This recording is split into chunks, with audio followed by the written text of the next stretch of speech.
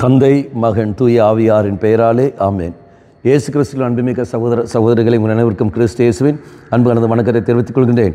இன்று நற்செய்தி பாகமானது லூக்கா நற்செய்தி 9ஆம் அதிகாரம் 1 முதல் 6 வரையுள்ள திருவாக்கியங்கள். குறிப்பாக 1வது வாக்கியம், இயேசு 12 ஒன்றாக வரவழைத்து பேய்களை எல்லாம் அடக்கவும் பிணிகளை போக்கவும் வல்லமையும் அதிகாரமும் அவர்களுக்கு கொடுத்தார். அப்போ இயேசு இந்த அதிகாரம் அப்போஸ்தலர்களுக்கு மட்டுமல்ல, இந்த காலகட்டத்தில் நமக்கும் அவர் தந்திருக்கின்றார். இவருடைய திருமுழுக்கு வழியாக தெய்வம் அந்த உரிமையை நமக்கு தருகின்றார். அப்போ நான் வாசிக்கிறோம், எங்கே நம்ம வாசிக்கிறோம்? இதே லூக்கா நற்செய்தியில் 10ஆம் அதிகாரம் 19ஆம் வாக்கியம், பாம்புகளின் தேள்களை மிதிக்கவும் பகைவரின் வல்லமை அனைத்தும் வெல்லவும் நான் உங்களுக்கு அதிகாரம் தந்திருக்கின்றேன்.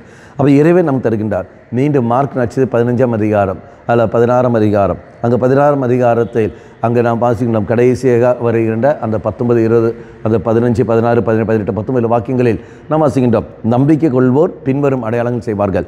என் பெயரால் பேய்களை ஓட்டுவார்கள், இல்லை கொல்லும் நஞ்சை குடித்தாலும் அவருக்கு எதுவும் ஆகாது என்று தீங்கு நினைக்காது.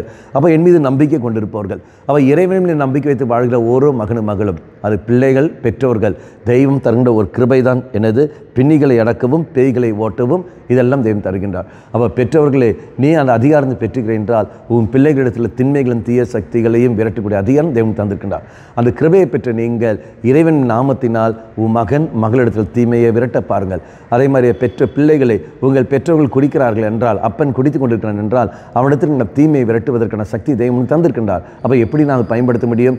இறை பாதத்தில் விட்டு கொடுத்துட்டு கொண்டு அந்த தந்தையையும் தாயையும் அந்த மகனையும் அந்த மகளையும் இறை பாதத்தில் விட்டு கொடுத்து கொண்டு, தெய்வமே உம்முடைய பரிசுத்த நாமத்தினால் இவனிடத்தில் இருக்கின்ற இவளிடத்தில் இருக்கின்ற தீமை நீ எடுத்து மாற்றும் என்று சொல்கின்ற நீ மன்றாடுகிற சமயத்தில் ஆட்டோமேட்டிக்காக அங்கேருந்து தீமை நீங்கி போய்விடும், எல்லாம் போயிடும்.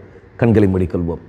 நல்லவனாய் இறைவமே, அதிகாரத்தை தந்தவரை, அந்த அதிகாரத்தை பயன்படுத்தி கொண்டு நான் ஜபிக்கக்கூடிய சக்தி எனக்கு தந்துள்ளோம்.